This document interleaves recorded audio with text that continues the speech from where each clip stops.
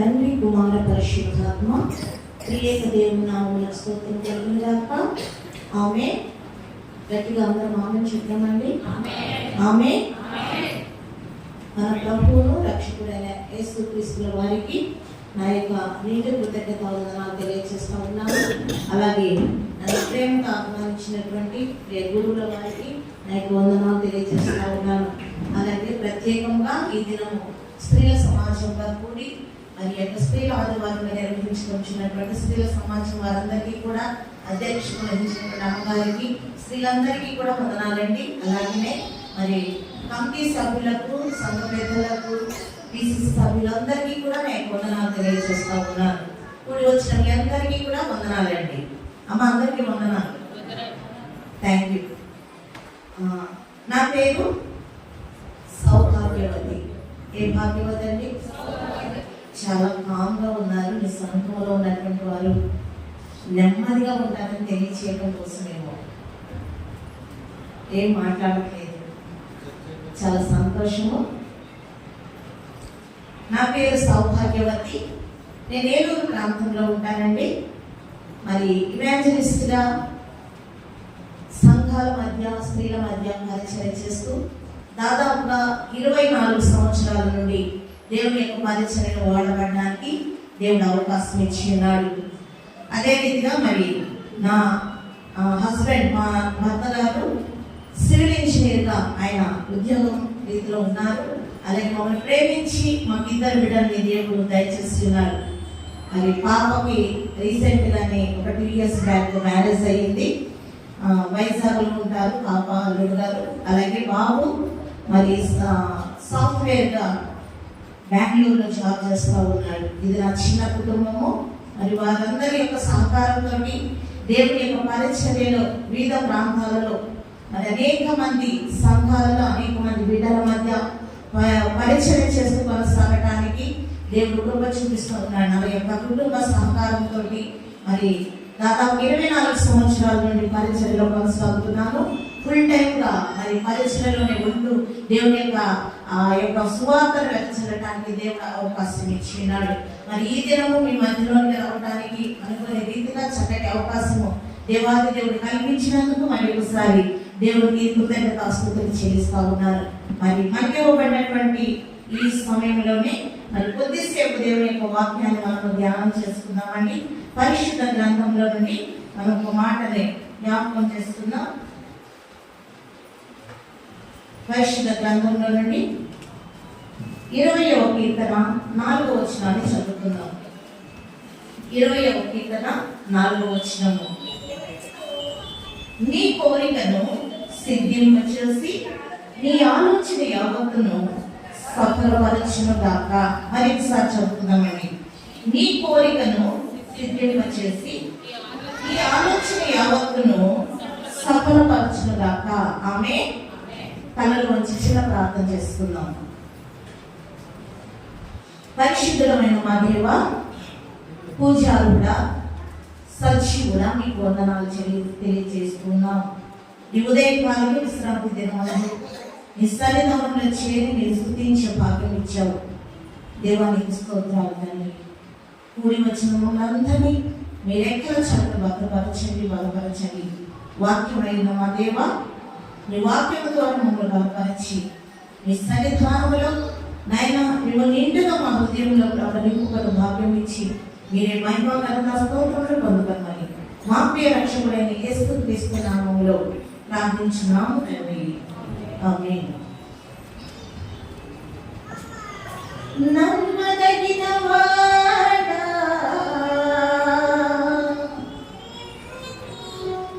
నీలో నమ్మదగిన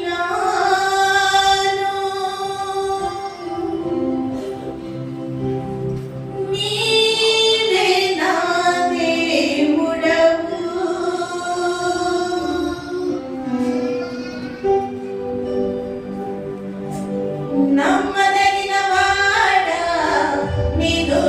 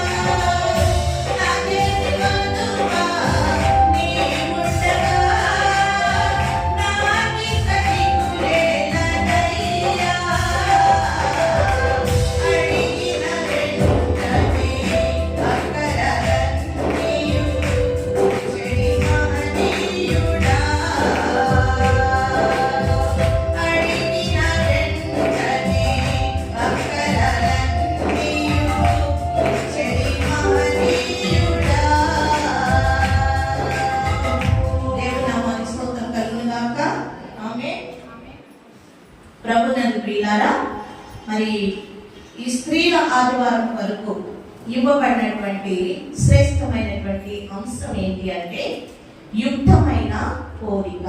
ఏంటండి అమ్మ, నాకు కొంచెం సమాధానం చెప్తారా? యుక్తమైన కోరిక అనేటువంటి అంశాన్ని మనకి ఇవ్వటం అనేది జరిగిందండి. బైబిల్ గ్రంథంలో ఒక శ్రేష్టమైనటువంటి విలువను, ఒక పటిష్టమైనటువంటి జీవితాలను స్త్రీలకు అనుగ్రహించినట్లుగా బైబిల్ గ్రంథం తెలియజేస్తూ ఉంది. ఒక శ్రేష్టమైన రీతిలో స్త్రీలను ప్రత్యేకంగా చూపించడం అనేది జరుగుతూ ఉంది. ఇందాక తల్లి ప్రార్థన చేస్తూ మాట అన్నారు. ఏమన్నారంటే, అయ్యా పాత నిబంధన గ్రంథంలో స్త్రీలకు ఇశ్రాయేలీల కాలంలో ప్రత్యేకమైన స్థానం అయితే ఇవ్వలేదు కానీ అనేటువంటి మాటను ఉపయోగించారు. నిజమేనండి. కానీ తర్వాత మరి ఈ లోకానికి మన ప్రభువును రక్షకుడైన యేసు క్రీస్తు వారిని తీసుకుని వచ్చి మనందరి రక్షణకు కారణమైనటువంటి వారు ఎవరంటే స్త్రీ. ఎవరండి? స్త్రీ. ఓకే, అయితే ఈ రోజు మనం నేర్చుకోవాల్సినటువంటి విషయాలని దేవుని యొక్క ఆధీనంలో ఉండి మరి ఆయన యొక్క ప్రత్యక్షతను బట్టి ఆ విషయాలు ఏమై ఉన్నాయో మనకి తెలియజేయమని ప్రార్థనాపూర్వకంగా దేవుని వైపు చూద్దాము. స్త్రీలకు ఒక ప్రత్యేకమైనటువంటి ఆ యొక్క స్థితిని ఇవ్వబట్టే దావీదు మహారాజు కూడా ఒక మాట రాయించాడండి తన కీర్తన గ్రంథంలో. ఏమని రాయించాడంటే అందరికీ తెలిసినటువంటి మాట, స్త్రీల గురించినటువంటి మాట ఏంటంటే, ప్రభువు మాట సెలవిచ్చుచున్నాడు, దానిని ప్రకటించు స్త్రీలు గొప్ప సైన్యంగా ఉన్నారు అనేటువంటి మాట. అది పాత నిబంధన గ్రంథంలోనే రాయబడి ఉంది. ఒక మాట అంటే ప్రభువు మాట సెలవిచ్చుచున్నాడు, దానిని ప్రకటించే, గట్టి చెప్పడం మాట, ప్రకటించే స్త్రీలు ఎలా ఉన్నారంటే గొప్ప సైన్యంగా. అంటే దేవాది దేవుడు తన యొక్క మాటను, తన యొక్క వాక్కును ప్రచురం చేయడానికి తన సైన్యంలో స్త్రీలను ఏర్పాటు చేసుకుని ఉన్నాడు. తన సైన్యంలో స్త్రీలను చేర్చుకొని ఉన్నాడని దీని విషయాన్ని మీరు మర్చిపోవద్దు. అలాగే కొత్త నిబంధన గ్రంథంలోకి వచ్చిన తర్వాత అక్కడ తిమోతి గ్రంథంలో అపోస్తలుడైన పౌలు గారు రాస్తూ ఉంటారు, స్త్రీ మౌనంగా ఉండాలి కానీ ఉపదేశించడానికి కానీ, అర్థమైందండి, ఉపదేశించడానికి కానీ, తర్వాత పురుషుని మీద అధికారం చేయడానికి కానీ వీలు లేదు అని రాయబడింది. అంటే ఆ మాటలు తీసుకొని కొంతమంది ఏం చేస్తారంటే సంఘాలలో స్త్రీలు మాట్లాడడానికి వీలు లేదు అంటూ ఉంటారు. అది సంఘంలో దేవుని యొక్క వాక్యాన్ని ప్రచురపరచడానికి ఆటంకపరిచేటువంటి మాట కాదు కదండి. అక్కడ ఉన్నటువంటి ఆ సంఘంలో ఉన్నటువంటి స్త్రీలు అధికంగా పురుషుల మీద అధికారం చలాయిస్తున్నటువంటి సమయంలో దానిని ఆసరాగా తీసుకొని ఆయన చెప్పిన మాట ఏంటంటే, ఇతరులకు, పురుషులకు మీరు అధికారంగా ఉండొద్దు. అంటే దేవుని యొక్క ఆజ్ఞ ఏంటి అంటే, స్త్రీలారా మీ పురుషులకు ఏమని చెప్పారండి? లోబడి ఉండాలి. ఇది దేవుని యొక్క ఆజ్ఞ, దేవుని ఇచ్చిన ఆజ్ఞ. ఏంటి అంటే, స్త్రీలారా మీరు మౌనంగా ఉండండి, పురుషులకు లోబడి ఉండండి. ఇది దేవుని ఇచ్చిన ఆజ్ఞ. ఎంత గొప్ప స్థితిలో ఉన్నా, ఎలాంటి పరిస్థితులు మీకున్నా, ఎంత ఆస్తి అంతస్తులున్నా, ఎంత అధికారంలో ఉన్నా, ఎంత పలుకుబడి ఉన్నా, ఎలాంటి స్థితిలో నీవు ఈ లోకంలో జీవిస్తున్నప్పటికీ నీ భర్తకు, పురుషుడైనటువంటి శిరస్సు అయినటువంటి నీ భర్తకు నీవు లోబడి ఉండవలసిందే. ఇది దేవుని యొక్క ఆజ్ఞ అండి, మర్చిపోవద్దు దీన్ని మాత్రం. ఉపదేశించడాలంటే భర్తకు ఉపదేశించడానికి కానీ, నీ పురుషుడికి ఎదురు తిరిగి మాట్లాడడానికి నీకు అధికారం లేదు, జాగ్రత్త అని తెలియజేస్తా ఉన్నారు. ఎప్పుడు కూడా అంత దానికన్నా ముందు ఉంటుంది, వినయ విధేయతలు కలిగి సంపూర్ణంగా నేర్చుకోవాలి అనేటువంటి మాట కూడా ఉంటుందండి. దేవుని పిల్లారా, ఈ ఉదయకాలం మనకి ఇవ్వబడినటువంటి మాట ఏంటి అని అంటే యుక్తమైనటువంటి కోరిక. ఆ యుక్తమైనటువంటి కోరిక ఏమిటో ఎవరు కోరుకున్నారో ఆ విషయాన్ని మనం జ్ఞాపకం చేసుకున్నాము. మానవ జీవితంలో దేవుడు అనుగ్రహించినటువంటి దశలు 5 దశలండి. ఎన్ని దశలండి? 5 దశలు. ఏమేమి దశలు అంటే, ఒకటి శైశవ దశ, అంటారు. ఏంటంటే శైశవ దశ అంటే ఇన్ఫాంట్, చాలా చిన్న, అంటే శిశువులు అంటారు కదండి, ఆ స్థితిలో ఉన్నటువంటి బిడ్డలు. రెండవది వచ్చి చైల్డ్హుడ్, బాల్య దశ. రెండవది బాల్య దశ. మూడవది వచ్చి టీనేజ్, యవ్వన దశ. ఒకసారి గమనిస్తున్నారండి, చాలా శ్రద్ధగా వింటున్నారు. Thank you. ఒకటి ఏంటండి శైశవ దశ, రెండవది బాల్య దశ, మూడవది యవ్వన దశ, నాలుగవది ప్రౌఢ దశ. ఐదవది వృద్ధాప్య దశ. ఇది మానవులందరికీ కూడా ఇవ్వబడినటువంటిదే. అంటే భూమి మీద పుట్టినటువంటి ప్రతి ఒక్కరికి 5 దశలు పొందుకొని వెళ్ళగలిగితే దేవుని సంపూర్ణంగా తెలుసుకోగలుగుతాం. అయితే ఈ 5 దశల నుండి కొంతమందికి మాత్రమే కొన్ని దశల వరకే అవకాశం ఇవ్వబడుతుంటది. కొంతమంది మరి అవేమి అనుభవించుకున్నారని ఈ లోకాన్ని విడిచి వెళ్ళిపోతూ ఉంటారు. బైబిల్ గ్రంథంలో ఈ 5 దశలలో ఉన్నటువంటి బిడ్డలందరినీ బట్టి, ముఖ్యంగా అంటే ఆ యవ్వన కాలంలో, తర్వాత బాల్య దశలో, శైశవ దశలో, ప్రౌఢ దశలో, వృద్ధాప్య దశలో ఉన్నటువంటి వారిని గురించినటువంటి మరి చక్కటి అవగాహన, అంటే ముఖ్యంగా స్త్రీలను గురించినటువంటి విషయాలన్నీ కూడా రాయబడినాయి. ఇవన్నీ చెప్పడానికి అయితే టైం లేదు, కానీ మరి ఎన్ని దశల్లో స్త్రీలు చిన్నప్పుడు ఉన్నటువంటి వాళ్ళు ఏం చేశారు, బాల్య దశలో ఉన్న బిడ్డలు ఏం చేశారు, యవ్వన కాలంలో ఉన్న బిడ్డలు ఏం చేశారు, ప్రౌఢ దశలో ఉన్న బిడ్డలు ఏం చేశారు, వృద్ధాప్యంలో ఉన్నటువంటి బిడ్డలు ఏం చేశారు విషయాలు ఆడవారి గురించి అత్యధికంగా రాయబడి ఉందండి బైబిల్ గ్రంథంలో. విస్తృతంగా పరిశీలన చేసినట్లయితే దేవుని చిత్తమైతే మరి ఒకసారి దాన్ని మనము అవగాహన చేసుకుందాం. అయితే ఈ రోజున మనకి ఇవ్వబడినటువంటి ఆ తీరును బట్టి మనం ముందుకు కొనసాగినట్లయితే యుక్తమైనటువంటి కోరిక అనేటువంటి మాటను మనకి తెలియజేస్తా ఉన్నాడు. మొదటి పాఠ్యభాగంగా మనం చూస్తున్నాం కదండి. మొదటి పాఠ్యభాగంగా సంఖ్యాకాండము 27వ అధ్యాయము 1 నుండి 7 వచనాలు చదవబడినటువంటి ఆ వాక్య భాగంలో మనం చూసినట్లయితే అక్కడ 5 కుమార్తెలు మనకు కనిపిస్తా ఉన్నారు. 5 కుమార్తెలు ఎవరు అని అంటే Mahlah, Noah, Hoglah, Milcah, Tirzah అనేటువంటి వారు. నేను ఇప్పటికి వచ్చి ఈ పేరు పెట్టుకున్నటువంటి బిడ్డలు ఎక్కడ ఉన్నారేమో అని చూశాను. బైబిల్లో ఉన్నటువంటి పేర్లే కదండి, ఎక్కడ నాకు తరవలేదండి. 5 పేర్లు ఇక్కడ రాయబడి, కొంతమంది పేర్లు రాయబడి ఉండవు, కానీ ఇక్కడ ఈ 5 కుమార్తెల యొక్క పేర్లు చక్కగా రాయబడి Mahlah, Noah, Hoglah, Milcah, Tirzah అనేటువంటి 5 కుమార్తెలు. వీరు యోసేపు యొక్క వంశములో నుండి, యోసేపు యొక్క కుమారుడైనటువంటి మనష్య వంశములో నుండి వచ్చినటువంటి కుమార్తెలు.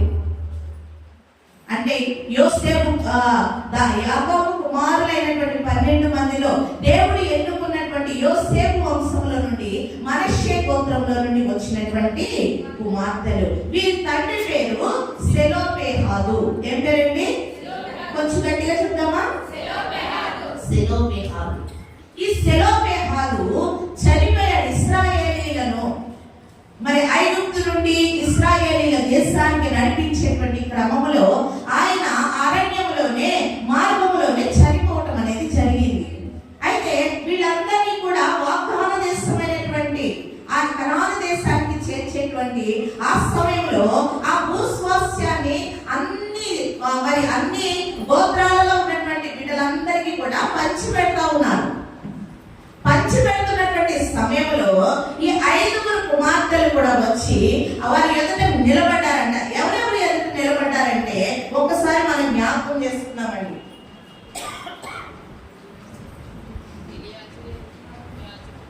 సంఖ్యాకాండము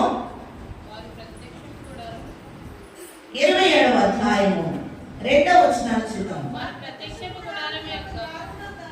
ప్రత్యక్ష గుడారం యొక్క ద్వారమునంత మోషే ఎదుటను, యాజకుడైన ఎలియాజరు ఎదుటను, ప్రధానుల ఎదుటను, సర్వ సమాజం ఎదుటను నిలిచి చెప్పినదేమనగా చాలమ్మా. వాళ్ళు ఆ 5 కుమార్తెలు ఇక్కడ చేసినటువంటి పని ఏంటి అని అంటే చాలా ధైర్యంగా నిలబడ్డారండి. దేనికి వారు భయపడలేదు. అయ్యో ఇంతమంది ఇన్ని గోత్రాల వారు ఉన్నారు, చాలా పెద్ద పెద్ద వారు ఉన్నారు, మరి అందరూ కూడా మగవారు ఉన్నారు, వీరి మధ్యలో మనం ఏం మాట్లాడతాము ఏం అడుగుతామని చెప్పి భయపడలేదు, వెనక్కి తిరిగి వెళ్ళిపోలేదు. కానీ ధైర్యంగా మోషే ఎదుట, మరి ఎలియాజరు ఎదుట, కదండి పెద్దల ఎదుట, సర్వ సమాజం ఎదుట నిలవబడి వారు ఏం చెప్తున్నారంటే, మా తండ్రికి కుమారులు లేనంత మాత్రం చేత, దానికన్నా ముందు ఒక మాట అంటారు, మా తండ్రి దేవునికి విరోధముగా ఉన్న వారి గుంపులో చేరలేదు. అంటే వారు తండ్రిని ఎంతగా అనుసరిస్తూ వచ్చారు, తండ్రి చేసేటువంటి పనులను వారు ఆచరిస్తూ వచ్చారు, వారి మాదిరికరమైనటువంటి జీవితాన్ని చూస్తూ వచ్చారండి ఆ కుమార్తెలు. దేవుని బిడ్డలారా, 127వ కీర్తనలో ఒక మాట రాయబడి ఉంటుంది, గర్భఫలము యెహోవా ఇచ్చు బహుమానము, కుమారులు ఎవరండి? కుమారులు యెహోవా అనుగ్రహించు. ఈ మాటను తీసుకొని చాలా మంది ఏం చేస్తారంటే, కుమారులు లేనటువంటి వారు కదండి చాలా బాధపడిపోతా ఉంటారు. అయ్యో స్వాస్థ్యం లేదే మాకు, స్వాస్థ్యము కుమారుడైనా ఇవ్వలేకపోయాడు దేవుడు, ఏంటి బాధ అని చెప్పి చాలా దిగులు పడిపోతూ ఉంటారు, చాలా ఏడుస్తూ ఉంటారు కూడా. ఒక దినవంతు నేను మా చిన్న చెల్లి డెలివరీకి హాస్పిటల్లో ఉన్నాను. చెల్లికి 2 మగపిల్లలు పుట్టాను. మొదటి మగ బాబు పుట్టినప్పుడు హాస్పిటల్లో ఉన్నాను. ఉన్నటువంటి సమయంలో బయట ఒకేసారి ఆపరేషన్ థియేటర్ ముందు చాలా గొల్లుగా ఏడ్చేటువంటి చాలా మంది గుంపుడు ఉన్నారు. పెద్దగా ఏడుస్తుంది ఒక ఆవిడ, చాలా గట్టిగా ఏడుస్తుందండి. అయ్యో ఏమైపోయిందని చెప్పి నేను పరిగెత్తుకుంటూ బయటకు వచ్చాను. అయ్యో ఏమైందండి అంటే, చాలా మంది గుంపుడు ఉన్నారు. ఒక చేతిలో చక్కగా పాప ఉంది, చాలా బాగుందండి, ఎంత ముందుకుందో అసలు నా కళ్ళలో ఇంకా నిలిచిపోయింది. ఆ పాప చేతిలో పట్టుకొని ఉంది, పట్టుకొని ఒక ఆయన నిలబడి ఉన్నాడు. ఆవిడైతే చాలా గట్టిగా ఏడ్చేస్తుంది. నేను అడిగాను ఏమైందమ్మా, నేను అనుకున్నాను ఒకవేళ అమ్మాయిని పాప డెలివరీ అయిన తర్వాత తల్లి చనిపోయిందేమో అనుకుని ఏమైందండి అని అంటే, ఏం లేదండి వాళ్ళ కోడలికి డెలివరీ అయ్యింది, 3వసారి కూడా ఆడపిల్ల పుట్టింది. ఏమైందంటే 3వసారి కూడా ఆడపిల్ల పుట్టిందని చెప్పి అత్తగారు తీసేయండి ఇక్కడ నుండి, అవతల తీసుకుపడి దాని మొహం నాకు చూపించొద్దని చెప్పి గట్టిగా సోగట్టాలు పెట్టి ఏడుస్తుందండి. ఎంత బాధ అనిపించిందో ప్రాణానికి. దేవుని బిడ్డలారా, బిడ్డలు లేక, గర్భఫలము లేక, గుళ్ళు తిరిగేవారు, గోపురాలు తిరిగేవారు కదండి, ఎంతో మొక్కుబడి చేసుకొని తిరిగి వేసారిపోయినటువంటి అనేక మంది బిడ్డలు ఉన్నారండి. అక్కడికక్కడ చాలా మంది వచ్చేసారు. ఆ బిడ్డలు మాకు ఇవ్వండి, నేను పెంచుకుంటాను. నేను కూడా వెళ్ళానండి, నాకు ఇవ్వండి, నేను పెంచుకుంటాను నాకు ఇవ్వండి అని. ఆ తల్లి ఏం చేస్తుంటే, అక్కడికే 2 ఆపరేషన్ చేసి 2 ఆడపిల్లలు పుడితే, ఇంకా నీ కోడలికి ఇంకొకసారి కనుక గర్భం వస్తే అమ్మాయి బ్రతకదమ్మా, మీరు మళ్ళీ ఉంచదు, ఆపరేషన్ చేయించేయండి. ఆ అత్తగారు వినలేదంట, లేదు నాకు కొడుకు కావాలి, మనవడు కావాలి, కాబట్టి మళ్ళీ గర్భం దాల్చాలని చెప్పి 3వసారి కూడా దేవుడు కృపణించాడండి. ఆ తల్లి ప్రాణం నిలబెట్టాడు. ఇలా ఉంటారండి చాలా మంది. దేవుని బిడ్డలారా, మన ప్రభు అయినటువంటి దేవుడు కుమార్తెల గురించి ఒక మాట రాయించాడండి. 144వ కీర్తన 17వ వచనాన్ని మనం ఒకసారి 12వ వచనాన్ని మనం ఒకసారి చూస్తున్నాం. 144వ కీర్తన 12వ వచనాన్ని, మా కుమారులు తమ యవ్వన కాలమందు ఎదిగిన మొక్కల వలె ఉన్నారు, మా కుమార్తెలు నగరునకై చెక్కిన మూల కంబముల వలె ఉన్నారు. దేవునికి స్తోత్రం కలుగును గాక. హల్లెలూయా హల్లెలూయా. కొంతమంది పిల్లల్ని చూస్తే ఏంటో చెట్టులాగా ఎదిగిపోయావేంట్రా అంటూ ఉంటారు. ఆ చెట్టులాగా ఎదిగిన తర్వాత కూడా దానికి ఒక కాయో ఒక పంటో కాయకపోతే అది ఎందుకు పనికిరాని దానిగా మనం చూస్తామండి. కుమారులకు వచ్చినటువంటి మాట ఏంటంటే, మా కుమారులు యవ్వన కాలమందు ఎదిగిన మొక్కల వలె ఉన్నారు, మా కుమార్తెలు నగరునకై చెక్కిన మూల కంబముల వలె ఉన్నారు. దేవుడికి స్తోత్రం కలుగును గాక. మూల కంబాలంటే ఏంటండి? మా పిల్లర్స్, అది నిలబడడానికి కదండి ఆశ్రయించేటువంటి వారుగా ఉన్నారండి. ఒక కుటుంబం నిలబడాలన్నా, ఒక కూలిపోవాలన్నా ఆ స్త్రీయే కారణం అంటారు. అందుకని చెప్పి మూల స్తంభం అంటే ఆ ఇల్లంతటికి ఏదైతే మరి ఆధారంగా ఉండవలసినదో ఆధారంగా ఉండవలసినటువంటి స్తంభముగా స్త్రీలను దేవుడు నిలవబెడతా ఉన్నాడు. ఈ రోజున నీవు ఎలా ఉన్నావు? ఈ రోజు నీ జీవితం ఎలా ఉంది? ఒక స్త్రీగా, ఒక యవ్వన బిడ్డగా దేవుడు ఇచ్చినటువంటి ఈ కృపా జీవితాన్ని బట్టి ఈ జీవితంలో నీవు ఏ రీతిగా నడుస్తున్నావు ఒకసారి ఆలోచన చేసుకుందాం.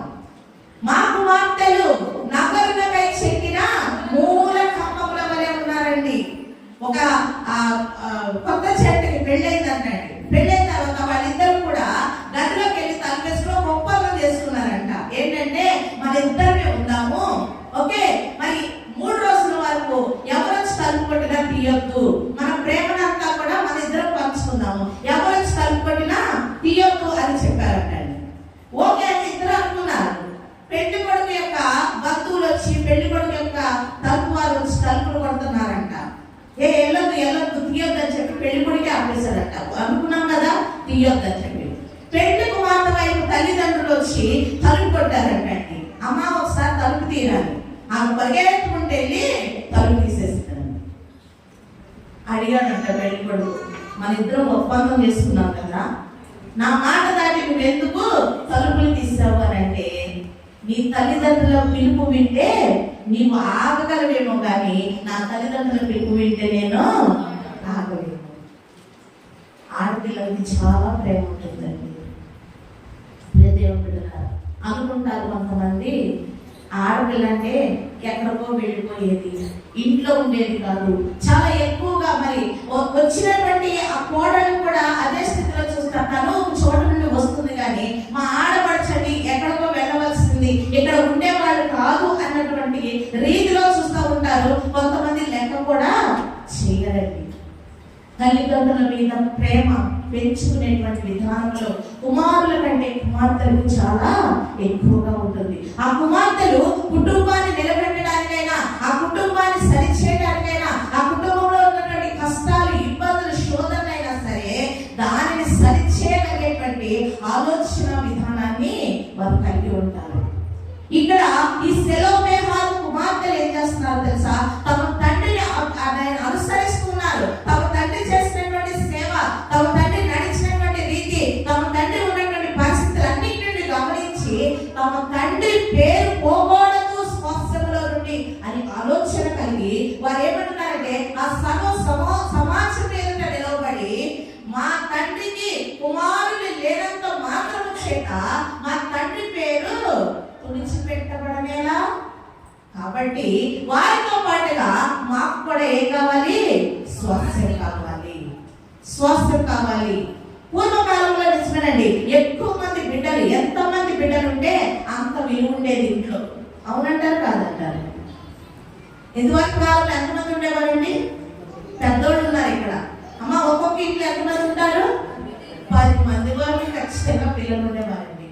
మా అమ్మ వాళ్ళు 7 రకాల చెల్లెళ్ళు, 8 మంది అన్నదమ్ములండి. ఎంత పెద్ద కుటుంబము. మేము మా ఇంట్లో 8 మంది పిల్లలమే. ఇది వరకు ఎవరైనా కనిపించిన వెంటనే అడిగేటువంటి మాట ఏంటంటే, అమ్మ నీకు ఎంతమంది పిల్లలు రా అని అడిగేవారు. అడిగేవారమ్మా? చూడగానే అడిగారు, అమ్మ నీకు ఎంతమంది పిల్లలు రా అని అడిగేవారు. కానీ ఇప్పుడు వచ్చి ఏమడుగుతారు, అమ్మ ఎంత సంపాదించావురా అని అడుగుతున్నారు. ఎంత ఆస్తుంది, పిల్లలకి ఏమైనా కూడబెట్టావా, కార్లు ఉన్నాయా, బంగ్లాలు ఉన్నాయా, ఎంతమంది చిమ్మని అడుగుతున్నారు. పిల్లలు ఎంతమంది? ఇద్దరు ఎందుకురా, ఒకళ్ళైతే చాలు. నా కుమారుడికి చెప్పు ఉన్నాను, నాన్న నాకు కనీసం 4 పిల్లలు కావాలి ఇంట్లో. 4 పిల్లలు కాదంటారా అంటే, మమ్మీ నీ మాట విని నేను ఒప్పుకుంటాను మమ్మీ, వచ్చిన అమ్మాయి సంగతి ఏంటి అన్నాడు. నాకైతే తెలియదు నాన్న, నువ్వేం చెప్తావో నాకు తెలీదు, నాకు మాత్రం ఇంట్లో కనీసం 4 కావాలిరా, ఇది మాత్రం గుర్తుపెట్టుకోమని చెప్పాను. ఎందుకంటే ప్రేమలు తగ్గిపోయినాయండి. కుటుంబాల మధ్య, మనుషుల మధ్య ప్రేమ లేవు, సహవాసం లేదు, సఖ్యత లేదు. దేవుని బిడ్డలారా, ఇక్కడ ఉన్నటువంటి ఈ పిల్లలు ఏమడుగుతున్నారంటే, ఈ ఆడపిల్లలు ఏమడుగుతున్నారంటే, మా తండ్రి పేరు తుడిచిపెట్టబడడానికి వీల్లేదు, మా తండ్రి పేరు మేము నిలబెట్టుకుంటాం, వారితో పాటుగా మాకు కూడా స్వాస్థ్యాన్ని ఇవ్వండి అని అడిగినప్పుడు మోషే వెంటనే ఒప్పుకోలా. దాన్ని ఏం చేస్తాడంటే ఆ విషయాన్ని తీసుకెళ్లి దేవుని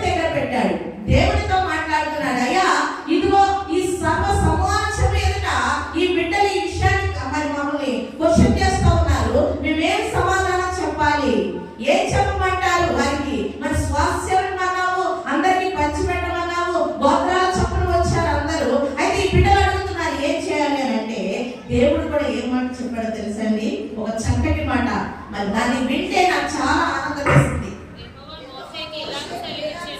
యెహోవా మోషేకి ఇలాగ సెలవిచ్చెను, సెలోపెహాదు కుమార్తెలు చెప్పినది యుక్తము. చాలా దేవునికి స్తోత్రం కలుగును గాక. హల్లెలూయా. సెలోపెహాదు కుమార్తెలు చెప్పినది యుక్తము అంటే కరెక్ట్, అది మంచి మాట. ఎవరో చెప్పలేదని ఇప్పుడు స్త్రీలకు ఎంత పర్సెంటేజ్ ఇస్తున్నాము, ఎంతగా వారి ఆస్తి ఇవ్వాలి, ఎంత అంతస్తు ఇవ్వాలి అని చెప్పి ఎవరో చెప్పలేదు. ఆనాడు ఇశ్రాయేలీయులకు స్వాస్థ్యాన్ని పంచిపెట్టినటువంటి టైంలోనే మన దేవుని చేత ఇవ్వబడినటువంటి ఆస్తి హక్కు దేవుని స్తోత్రం కలుగును గాక. హల్లెలూయా, హల్లెలూయా. సెలోపెహాదు కుమార్తెలు చెప్పినది యుక్తము. వారి తండ్రి కుమార్తెలతో అంటే అన్నదమ్ములతో పాటుగా వారికి కూడా మీరు స్వాస్థ్యాన్ని పంచిపెట్టండి. ఈ రోజు మనకి ఇవ్వబడినటువంటి థీమ్ ఏంటి అంటే యుక్తమైనటువంటి కోరిక. యుక్తమైనటువంటి కోరిక. ఈ రోజు నువ్వు దేవుని దగ్గరకు వచ్చి ఏ కోరికను అడుగుతా ఉన్నావు? దేని వరకు ప్రయాసపడతా ఉన్నావు? ఒక స్త్రీగా, ఒక తల్లిగా, ఒక యవ్వన బిడ్డగా వచ్చి నువ్వు దేని వరకు దేవుని దగ్గర ఆశపడతా ఉన్నావు? మనం మొదట చదువుకున్న 20వ కీర్తన 4వ వచనంలో మాట, నీ కోరికను సిద్ధింప చేసి నీ ఆలోచన యావత్తును సఫలపరచును గాక. దేవుడు సఫలపరచడానికే, దేవుడు కోరికలు తెచ్చడానికే, నీ ఆశలు తీర్చడానికే ఆయన వేచి ఉన్నటువంటి దేవుడు. అయితే ఈ ఉదయ కాలము నువ్వు ఏ కోరికతో వచ్చావు? యుక్తమైన కోరికతో వచ్చావా? అయుక్తమైనటువంటి కోరికతో ఇక్కడికి వచ్చావా? ఏం అడగాలని దేవుని వైపు చూస్తా ఉన్నావు? కొంతమంది దేవుని దగ్గరకు వచ్చి ప్రార్థన చేస్తూ ఉంటారు. ఏమనంటే, దేవా నా పరిస్థితి అంతా నీకు తెలుసు కదయ్యా, నా కుటుంబం గురించి నీకు తెలుసు కదయ్యా, నా బిడ్డల గురించి నీకు తెలుసు కదయ్యా. కదండి, తెలిసిన దేవుడే, అన్ని ఎరిగిన దేవుడే, హృదయాంతరంగాలను పరిశీలించే దేవుడే. కానీ నీ నోటి వెంట ఏ మాట వస్తుంది దేవుని అడగడానికి? నీ హృదయాంతరంగాన్ని ఎరిగినటువంటి దేవుడేనండి, ఇవ్వడానికి సిద్ధంగా ఉన్న దేవుడే. కానీ నీ యొక్క కోరిక, నీ యొక్క ఆలోచన ఏ విధంగా ఉంది? అది లోకానుసారంగా ఉన్నదా, దేవుని చిత్తానుసారంగా ఉన్నదా? దేవుని వరకు ఆశపడే విధంగా ఉన్నదా, లోకాశల వరకు ఎదురు చూసేటువంటి విధంగా నీ కోరిక ఉందా? ఈ రోజున యుక్తమైనటువంటి కోరిక. ఈ బిడ్డల ఆస్తి కోసం చూడలేదండి, అంతస్తు కోసం చూడలేదు. అందరూ స్థలాలు పంచుకుంటున్నారు, అందరూ పొలాలు పంచుకుంటున్నారు, అందరూ చాలా ఉన్నతమైన స్థితిలో ఎదిగిపోతారు, మేము పేదలుగా ఉండిపోతామని అడగట్లేదు. కానీ వాళ్ళు అడిగినటువంటి కోరిక ఏంటి అని అంటే, మా తండ్రి పేరు ఎందుకు తుడిచిపెట్టుకోవాలి, మా తండ్రి పేరు మేము నిలబెట్టాలి, దాని కొరకు ప్రయాసపడుతున్నారు. వారికి ఉన్నటువంటి యుక్తమైన కోరిక ఏంటి అంటే తల్లిదండ్రుల యొక్క పేరును నిలబెట్టాలి అనేటువంటి ఆశ. ఎవరి బిడ్డలారు ఎంతమంది ఇక్కడ ఉన్నారు? ఎవరి కుమార్తెలు, ఎవరి కుమారులను నేను తెలియజేస్తా ఉన్నాను. ఎంతమంది బిడ్డలు మీ తల్లిదండ్రుల యొక్క పేరును నిలబెట్టాలి అనేటువంటి ఆలోచన కలిగి ఉన్నారు? ఒక్కసారి జ్ఞాపకం చేసుకుందాం. ఎంతో కష్టపడి, ఎంతో ఇష్టపడి మిమ్మల్ని కని పెంచి పెద్దవారిని చేసి ఎన్నో లక్షల రూపాయలు ఖర్చు పెట్టి మీకు చదువులు నేర్పిస్తూ అనేకమైనటువంటి చోట్ల వారు పడుతున్నటువంటి శ్రమకు తగినట్లుగా మీరు జీవితాన్ని జీవించగలుగుతున్నారా? వారికి ఒక పేరు, ఒక ప్రతిష్ట తీసుకురావడానికి మీరు సిద్ధంగా ఉన్నారు? ఒకసారి ఆలోచన చేద్దామండి. మా కుమార్తెలు నగలకై చెక్కిన మూల కంపాలుగా ఉన్నారని దేవుడు మిమ్మల్ని ఆశీర్వదిస్తా ఉంటే, ఎవరి కాలంలో ఉన్నటువంటి బిడ్డలు ఈ లోకాశలకు, లోక కోరికలకు, లోకాశల వెంట పరిగెడుతూ తల్లిదండ్రులను ఆయన విడిచిపెట్టి వారి ఇష్టానుసారమైనటువంటి జీవితానికి వెళ్ళిపోతా ఉన్నారండి. దేవుని యొక్క ప్రేమ లేకపోతే, దేవుని యొక్క కృప లేకపోతే, దేవుని యొక్క భయం లేకపోతే ఆ గృహంలో ఇలాంటి స్థితిలో ఉంటూ ఉంటాయండి. తల్లిదండ్రులకు లోబడేటువంటి బిడ్డలు చాలా తక్కువ ఈ రోజుల్లో. దేవుని యొక్క భయం లేకపోతే, దేవుని భయభక్తులని బిడ్డలు పెంచలేకపోతే ఈ రోజు అలాంటి స్థితి చూడవలసినటువంటి అవసరం ఉంటుంది. జ్ఞాపకం చేసుకుందామండి. యుక్తమైనటువంటి కోరికతో నీవు వచ్చినప్పుడు దేవుని దగ్గర అడుగయ్యా, నా కుమార్తె జీవితాన్ని, నా కుమారుడి జీవితాన్ని నువ్వు బాగు చేయను ఆయన అని చెప్పి దేవుని అడగవలసిన వారమై ఉన్నామండి. యుక్తమైన కోరికతో దేవుని దగ్గరికి రావాలి. తమ తండ్రి పేరు తుడిచిపెట్టబడిపోకుండా తమ తండ్రిని నిలబెట్టడం కోసం మరి చనిపోయినటువంటి ఆ తండ్రిని గురించి కూడా వారు చెప్తున్న సాక్ష్యం ఏంటంటే, నీకు విరోధులైనటువంటి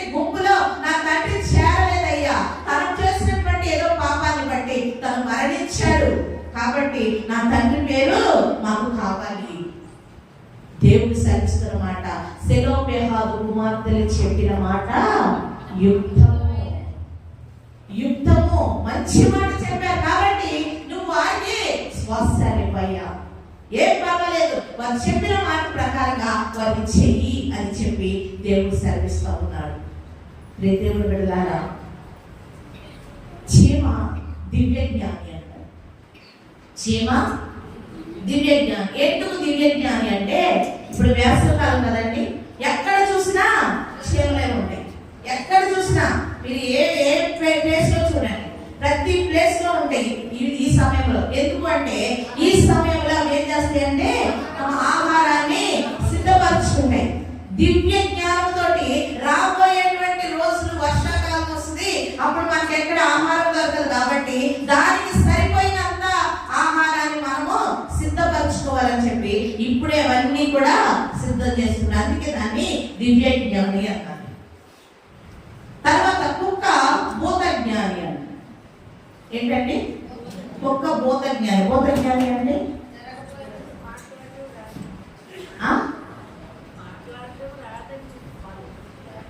భూత జ్ఞాని అంటే దానికి ఈ లోకంలో సంచరించేటువంటి ఆ భూతాలు దయ్యాలు అవి అబ్జర్వ్ చేస్తూ ఉంది, కనిపెడతా ఉంది. అది కనిపెడతా ఉంటుంది. ఒక్కోసారి ఆ కుక్కలు మొరుగుతున్నాయి అంటారు కదా, ఏదో అవుతుంది అంటారు, అక్కడ ఏదో ఎవరో ఉన్నారు అంటే కదలికలు కానీ ఏదో ఒకటి అవి చూస్తూనే ఉంటాయి. చీమ దివ్య జ్ఞాని, కుక్క భూతజ్ఞాని, మనిషి అజ్ఞాని అంటారు. మనిషి అజ్ఞాని. అజ్ఞాని అంటే జ్ఞానంతోనే దేవుడు సృజించాడు, జ్ఞానంతోనే అది రెండు విషయాలు అప్పగించడం జరిగింది. అయితే ఈ లోకానికి పాపం వచ్చింది, ఈ లోకానికి పాపాన్ని తీసుకొచ్చారు అని చెప్పి ఒకరి మీద నెపం నెట్టబడింది. ఎవరండి వారు? అమ్మా చెప్పండి, పర్లేదు, మగవారి తొందరగా చెప్తారు. ఎవరు పాపం తీసుకొచ్చారు అని అంటే వెంటనే చెప్పే మాట ఏంటి అంటే అవ్వమ్మ. అవ్వమ్మ తీసుకొచ్చింది, అవ్వమ్మ ద్వారానే ఈ పాపం ఈ లోకానికి వచ్చేసింది. అయితే పత్రికల పాఠంలో ఒక మాట రాయబడి ఉన్నది, ఒక మనుషుని ద్వారా పాపం వచ్చింది, ఒక మనుషుని ద్వారా పాపం తీసివేయబడుతుంది. అయితే ఈ మాట ఎందుకు చెప్తున్నానంటే అవ్వమ్మ చేసింది పాపం కాబట్టి మనందరం పాపం అయిపోయాము. అప్పటి నుండి ఇప్పటి వరకు మన జన్మలో పాపం అనేది మన వెంటాడుతూనే ఉందని చెప్తూ ఉన్నాం. మొట్టమొదటి దేవుడు చెప్పినటువంటి మాట ఏంటి అని అంటే ఈ యొక్క తోటను నీవు సేద్యపరచు, అలాగే దీనికి కావలి కాయి అని చెప్పి ఆదాముకి దేవుడు ఒక ఆజ్ఞనించి ఒక పనిని అప్పగిస్తే అసలు తోటలోనికి సాతాను రావడానికి కారణం ఎవరండి? అమ్మ ఎవరు? సరిగ్గా కాపలా కాస్తారా? కాపలా కాస్తారా? కాయకపోవడం వల్లే లోపలికి రావడం జరిగింది. అదొక విషయం. అయితే రెండవది ఏంటంటే ఆ అవ్వమ్మ గారు పండు కోసుకుని వచ్చింది. ఆ సాతాను చెప్పిన మాటలకు ప్రలోభ పడిపోయి అవ్వమ్మ కాయ కోసుకుని వచ్చి ఆదాము గారికి ఇచ్చిందంట. ఇచ్చినప్పుడు ఆయన చూసినప్పుడు ఏమనాలి? అమ్మా, ఇది ఇప్పటి వరకు మనం తినలేదే, ఇప్పటి వరకు మనం పోయలేదే, ఇప్పటి వరకు దీన్ని చూడలేదే, ఏ చెట్టు నుండి కోసుకొచ్చావు నువ్వు, ఎందుకు కోసావు అని మందలించారా? మందలించలేదు. ఏం చేశాడండి? ఆమె ఇవ్వగానే ఆనందంతో తిన్నాడు. తిన్న తర్వాత ఆ పండు తినమని నేను నిశ్చయంగా చచ్చాను అని దేవుడు చెప్పిన మాటకు వారి కళ్ళు తెరవబడి మంచి చెట్టులు గ్రహించు వారి వారు దిగంబరులని తెలిసిన తర్వాత వారు చెట్ల చాటున దాక్కుంటూ ఉన్నారు. దాక్కున్నటువంటి పరిస్థితుల్లో దేవాది దేవుడు ఆ సాయంకాలం వేళ వచ్చి ఆదామా ఎక్కడ ఉన్నావు అని పిలుస్తూ ఉన్నాడు. పిలవాల్సిన అవసరం ఏంటంటే ప్రతిరోజు కూడా పరిగెత్తుకుంటూ వచ్చేటువంటి ఆదాము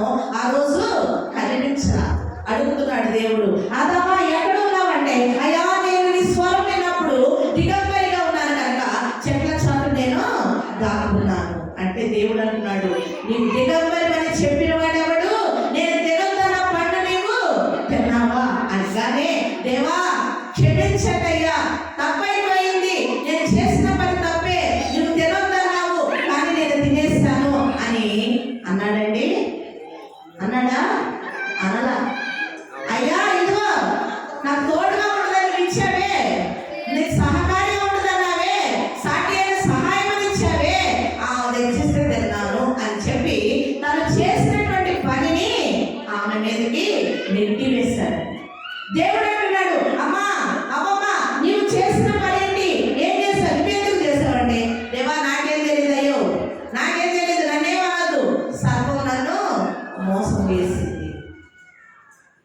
ఈ రోజుల్లో కూడా ఒకరి తర్వాత ఒకరు మన పాపాన్ని ఒప్పుకోకుండా పక్కవారి మీదకి నెట్టివేయడానికే మనం చూస్తూ ఉన్నాము. కానీ మన జీవితంలో మనం చేసినటువంటి ఆ పని, ఆ పాపము, అది ఏదైతే ఉందో కుటుంబాన్ని దహించి వేయకుండా, కుటుంబాన్ని నాశనం చేయకుండా, కుటుంబాన్ని రక్షించుకోవడానికి దేవుడి దగ్గర విడిచిపెట్టినట్లయితే దేవుడు ఈ యుక్తమైనటువంటి కోరికను తెచ్చడానికి ఆయన సిద్ధంగా ఉన్నాడండి. సెలోపెహాదు కుమార్తెలు చెప్పినది యుద్ధము అని చెప్పినటువంటి ఆ పాత నిబంధన గ్రంథ భాగాన్ని చూసినట్లయితే, మరి నూతన నిబంధనలో అక్కడ మత్తయి సువార్త 15వ అధ్యాయంలో ఇంకొక స్త్రీ మనకి కనబడుతుంది. ఆమె కనాను స్త్రీ. ఆమె పేరైతే రాయబడలేదు, కానీ ఆమె పేరేంటంటే, ఆమెను ఏమని పిలుస్తున్నారంటే కనాను స్త్రీ అని.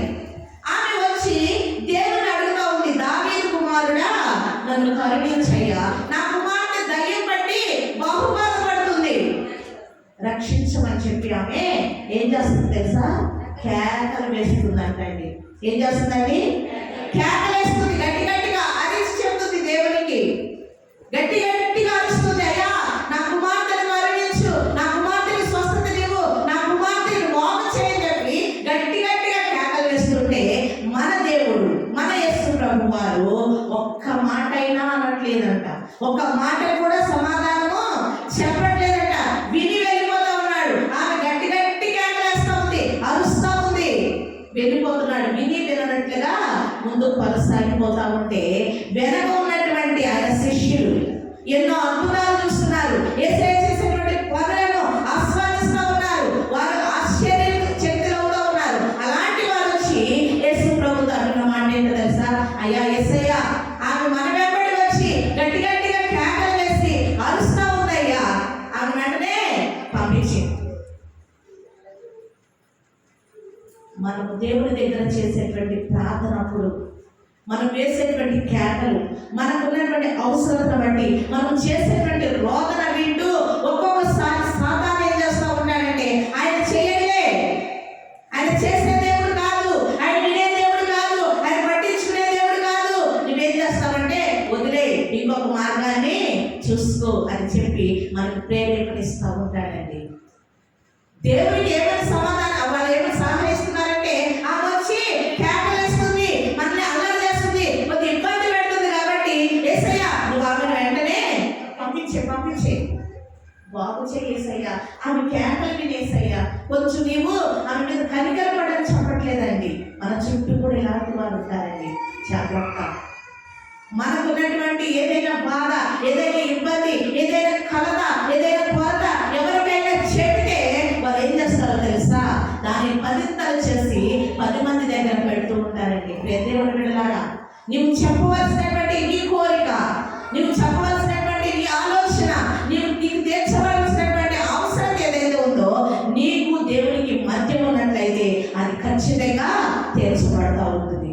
ఈ శిష్యులు ఏమంటున్నారంటే ఆమెను పంపించేయ్యా అనగానే దేవుడు ఒక నిమిషం ఆగి ఆమెతో ఒక మాట అన్నాడంటండి. ఏమని అన్నాడు అని అంటే, అమ్మా ఇశ్రాయేలు ఇంటి వారై నశించిన గొర్రెల యొద్దకే కానీ మరి ఎవ్వరి దగ్గరికి నేను పంపబడలేదమ్మా. ఇశ్రాయేలు ఇంటి వారై ఉండి అనేటువంటి మాట, ఈ మాట నన్ను పట్టుకున్నాను. మొన్నటి దినమందు నా కుమార్తె కూడా ఒక మాట అయింది, మమ్మీ దేవుడు ఒక జనాంగాన్ని ఎందుకు ప్రేమిస్తా ఉన్నాడు, ఒక జనాంగం వైపు ఎందుకు చూస్తున్నాడు, ఆయనలో నుండే కదా అన్ని జనాంగం వచ్చారు, అందరూ వచ్చారు, అందరూ ఆయన బిడ్డలే కదా, ఇశ్రాయేలీలు అనేటువంటి మాటనే దేవుడు ఎందుకు తీసుకుంటున్నాడు అని చెప్పి నన్ను అడిగింది. నేను చాలా ఆలోచన చేశాను దాని గురించి కూడా. ఇంకా నాకు మాట అడిగింది కాబట్టి నేను తర్వాత నీకు సమాధానం చెప్తానమ్మా అని చెప్పి నాకు మాట చెప్పాను. ఇదే ప్రశ్న నన్ను ఎవరైనా అడిగితే నేను ఏం చెప్పాలి, దేవుడు ఎందుకు ఎంచుకున్నాడు ఇశ్రాయేలీ ఇంటి వారిని, ఇశ్రాయేలీలని ప్రత్యేకంగా వారి పేరు పెట్టి ఎందుకు పిలుస్తా ఉన్నాడు అని ఆలోచన చేస్తే ఈ వాక్యం చదివినప్పుడు నాకు దేవుడు తన కృపను అనుగ్రహించాడు. దేవుని స్తోత్రం కలుగును గాక.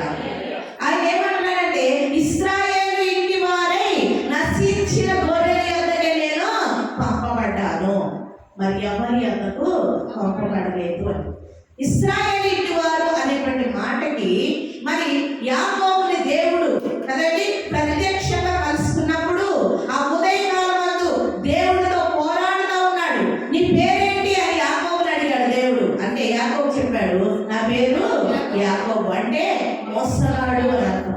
అయితే దేవుడు అంటున్నాడు, నీవు మనుషులతోనూ దేవుడితోనూ పోరాడి గెలిచావు కాబట్టి నీ పేరు ఇశ్రాయేలే, ఇంకా యాకోబు అనొద్దు. నీ పేరేంటి? ఇశ్రాయేలు. ఇశ్రాయేలు అంటే దేవుడితో పోరాడేవారు అని అర్థం. అంటే దేవుని స్తోత్రం కలుగుతారు. ఎవరండి ఇశ్రాయేలు జనాంగం? అంటే ఎవరండి? దేవుడితో పోరాడేవారు. ఏ విషయంలో పోరాడాలి అంటే నీ ఆత్మీయమైన స్థితిలో, నీ యొక్క జీవితంలో మార్పు వరకు దేవుడితో పోరాడు. నీ ఆత్మీయమైన స్థితిలో అభివృద్ధి వరకు దేవుడితో పోరాడు. దేవుడు చెప్తున్న మాట ఏంటంటే ఇశ్రాయేలు ఇంటి వారే నశించిపోతున్నారు. వారు పోరాడుతూనే ఉన్నారు, కానీ సాతాను చేసేటువంటి క్రియల వల్ల నశించిపోయే బిడ్డలు ఎవరైతే ఉన్నారో వారందరూ కూడా ఇశ్రాయేలీలే. దేవుని స్తోత్రం కలుగును గాక. హల్లెలూయా. అది ఒక ప్రత్యేకించబడినటువంటి జనాంగం కాదండి. ఎవరినో ఒక వంశానికో ఒక జాతికో చెందిన బిడ్డని దేవుడు ఎన్నుకోవట్లేదు. నీవు దేవుడితో పోరాడేటువంటి స్థితిలో నీవు ఉంటే నీవు ఇశ్రాయేలీయుడవే, ఇశ్రాయేలీయురాలివే. దేవుని బిడ్డలారా, దేవుడితో పోరాడేటువంటి స్థితి. దేవుడు చెప్తున్నాడు ఇశ్రాయేలు ఇంటి వారే నశించిపోయేటువంటి వారు ఎవరైతే ఉన్నారో వారి దగ్గరికి ఎందుకు మాట్లాడుతున్నాడంటే ఆమెను పరీక్షిస్తా ఉన్నాడు దేవుడు.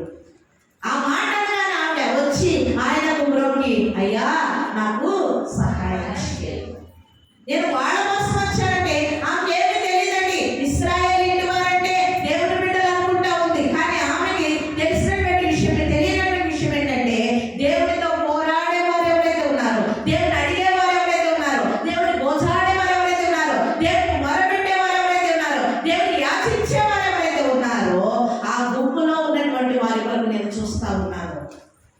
అయ్యా నాకు సహాయం చేయి అంటే ఇంకొక మాటతో పరీక్షిస్తా ఉన్నాడు. అమ్మా పిల్లల రొట్టె తీసి కుక్క పిల్లలకి వేయట.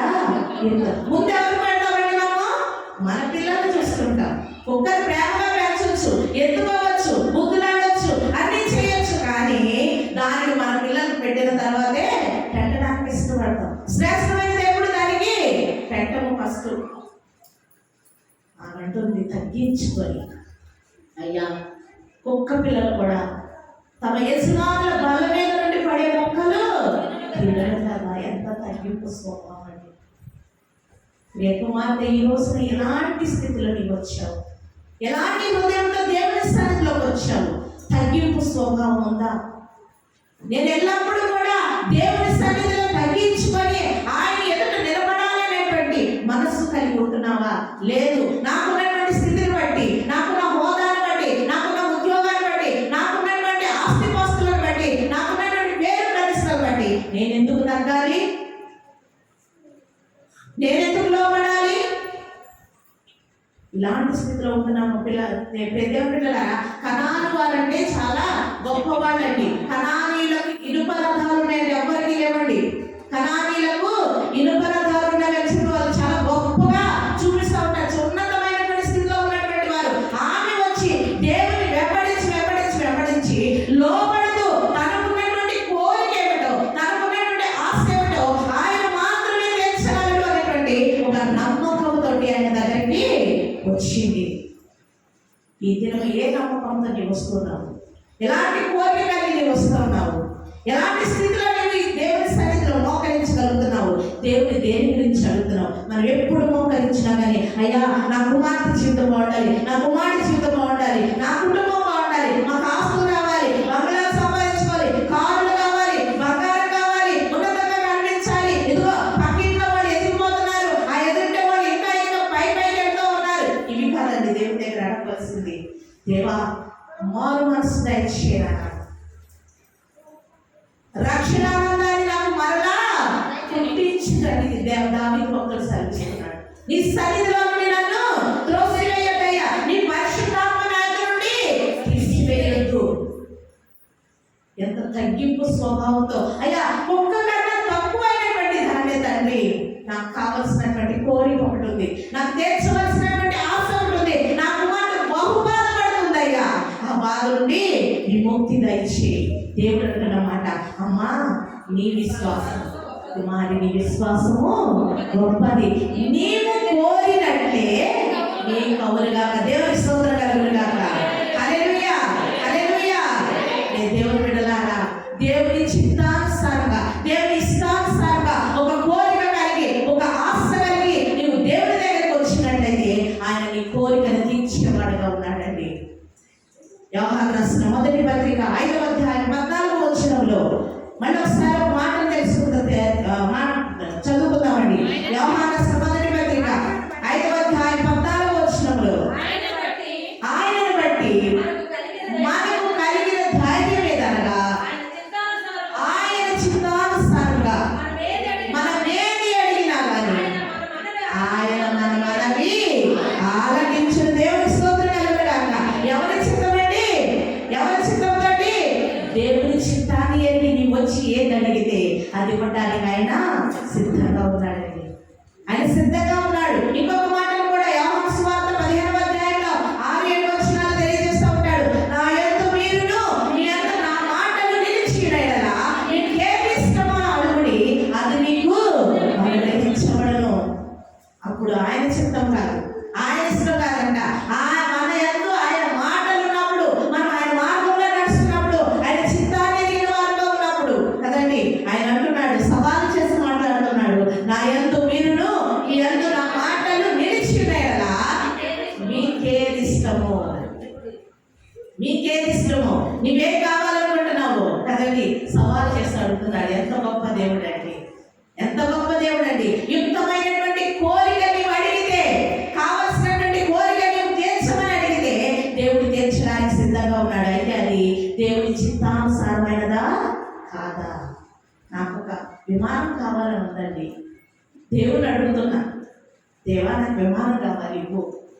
ఇవ్వగలిగిన వాడే ఇస్తాడేమండి. ఆయనకు అసాధ్యమైన ఉందా? అస్సలు లేదు, ఇస్తాడు. నేను అడుగుతున్నా, నాకు విమానం కావాలి దేవా, నాకు ఇవ్వండి నేను అడుగుతున్నా. కానీ అది నాకు అవసరమా? అవసరమా?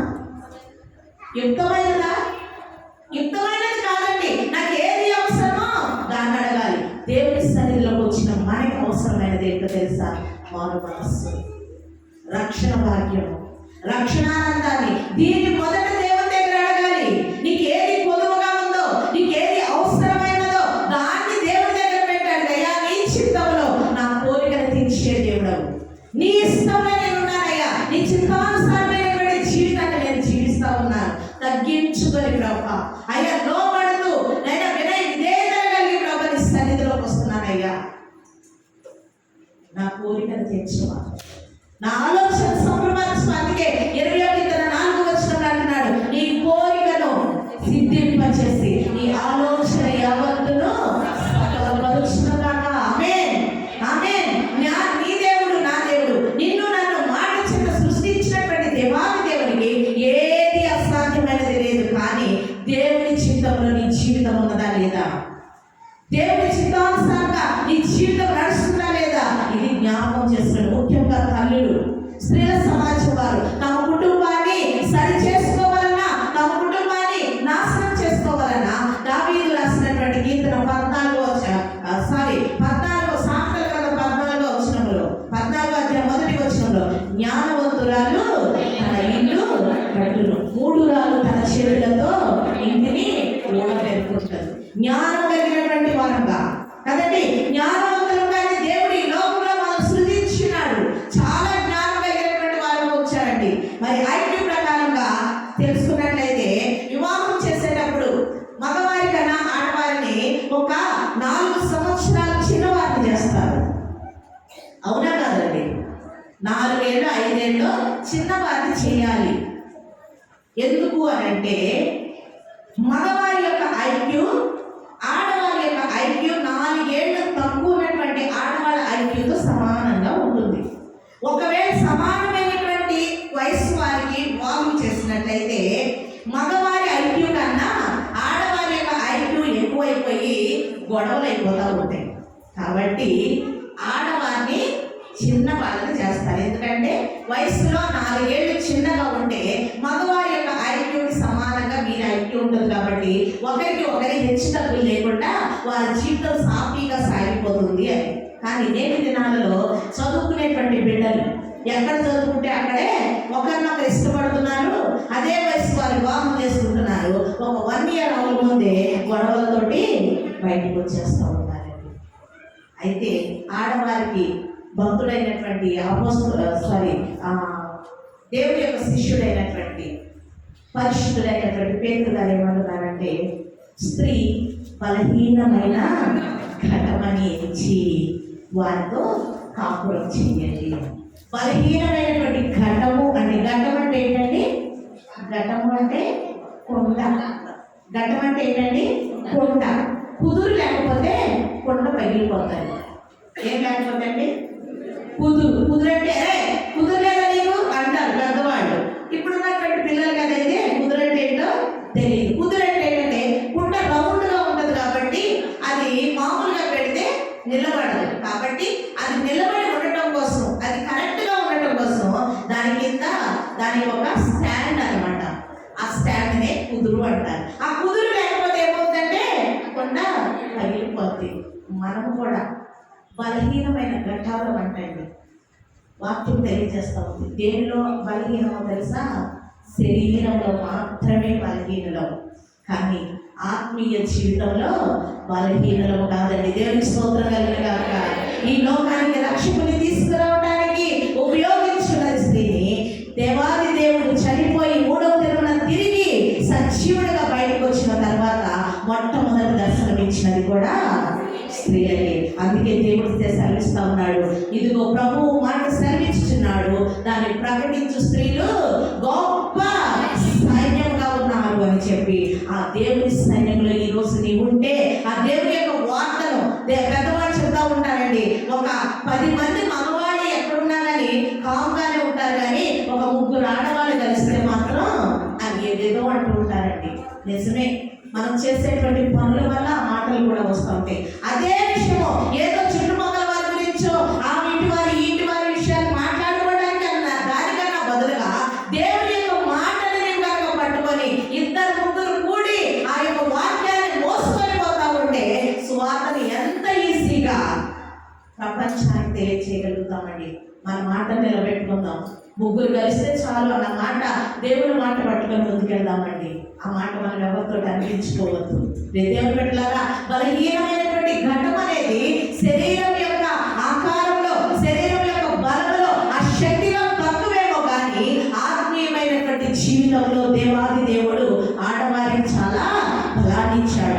శక్తి కలిగిన వారుగా, యుక్తి కలిగిన వారుగా దేవుని సన్నిధిలోకి వచ్చి ఏ కుటుంబము నాశనమైపోకుండా, ఏ కుటుంబము నశించుకోకుండా, ఏ కుటుంబము సాతాను చేతిలో చిక్కుకోకుండా దేవుని వైపు చూస్తూ, అయ్యా నా కుటుంబాన్ని రక్షించు, నా బిడ్డని రక్షించు, నా జీవితాలను సరిచేయమని చెప్పి ఆత్మీయమైన స్థితిలో దేవునికి అంతకంతకు ఎక్కువగా ప్రార్థన విన్నపములు చేస్తూ దేవుని సన్నిధిలో ఎదగడానికి సిద్ధపడాలి. స్త్రీలు గొప్ప సమూహంగా ఒక కుటుంబాన్ని నిలబెట్టుకునేటువంటి యోధులుగా మరి దేవుని సన్నిధిలో కనబడడానికి సిద్ధపడాలని అట్టి దీవెన ఆశీర్వాదాలు దేవాది దేవుడు మనందరికీ కలుగ చేయనుగాక.